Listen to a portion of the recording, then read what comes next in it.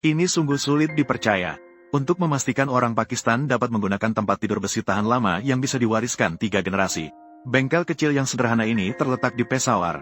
Mereka berencana menggunakan drum minyak bekas yang didaur ulang untuk membuat tempat tidur yang kuat dan tahan lama. Lalu, bagaimana mereka melakukannya? Drum minyak bekas seberat 1000 kg ini adalah bahan baku untuk memproduksi rangka tempat tidur. Untuk menghemat biaya, tukang memilih menggunakan pahat untuk membongkar. Meskipun proses pembongkaran sangat melelahkan, tapi untungnya, tukang bisa bekerja keras. Karena bisa bekerja keras, maka akan ada banyak kesulitan yang harus dihadapi. Hanya dalam waktu kurang dari 1 hari, tukang berhasil membongkar seluruh drum minyak.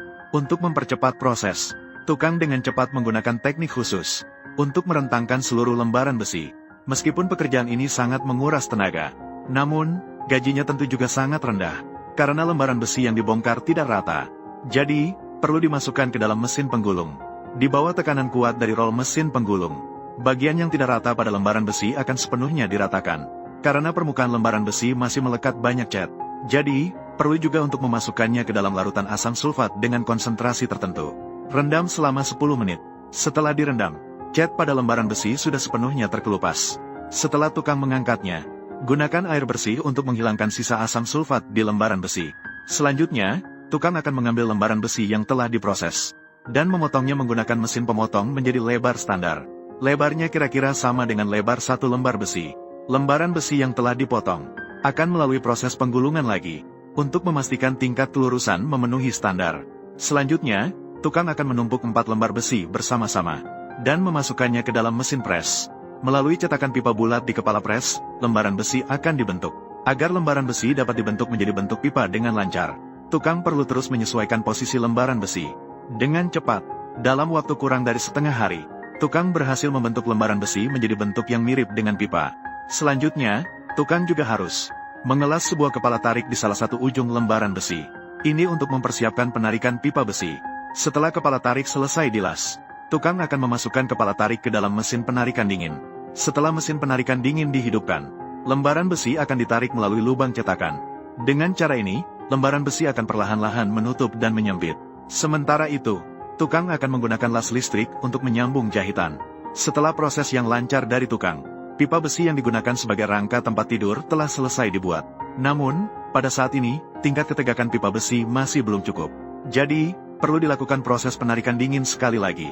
Dengan cara ini, tidak hanya dapat meningkatkan tingkat ketegakan pipa besi secara signifikan, tetapi juga dapat menghilangkan sisa las di permukaan. Setelah proses penarikan dingin selesai, kita bisa memotong kepala pipa besi di bagian depan. Untuk membentuk pipa besi dengan lebih baik, perlu juga dilakukan perlakuan annealing pada bagian pipa yang perlu dewan. Dengan cara ini, saat melakukan proses pembengkokan, kita dapat menghindari kemungkinan pipa besi pecah. Pipa besi yang telah didinginkan setelah proses annealing akan dimasukkan oleh tukang ke dalam mesin pembengkok untuk dibengkokkan.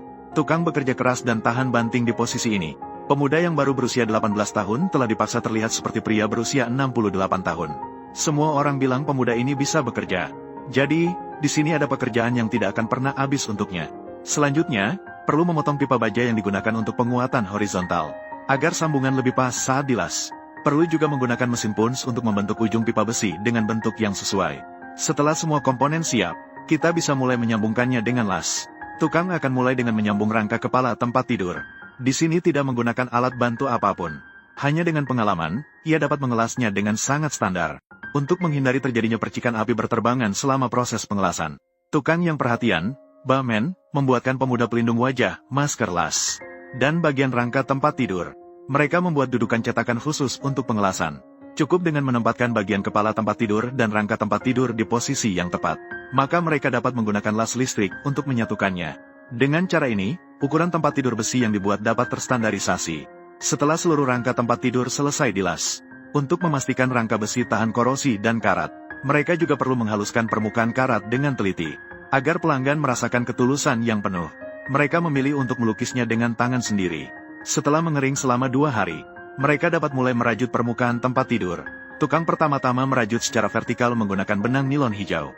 Menggunakan benang nilon karena lebih elastis dan dapat menahan tarikan yang lebih besar. Selanjutnya, mereka mulai merajut bagian kaki tempat tidur. Di sini mempertimbangkan alasan pelanggan tidak memerlukan ventilasi. Jadi mereka langsung menggunakan metode rajutan seperti jaring ikan. Tidak hanya terlihat bagus, tetapi juga meningkatkan stabilitasnya. Segera setelah itu, tukang juga harus merajut secara horizontal menggunakan tali merah. Tangan terampil tukang bergerak bolak-balik membawa benang. Maka mereka merajut pola yang anggun dan menarik. Seluruh proses meskipun tanpa menggunakan gambar apapun, namun sudah terukir dalam ingatan tukang.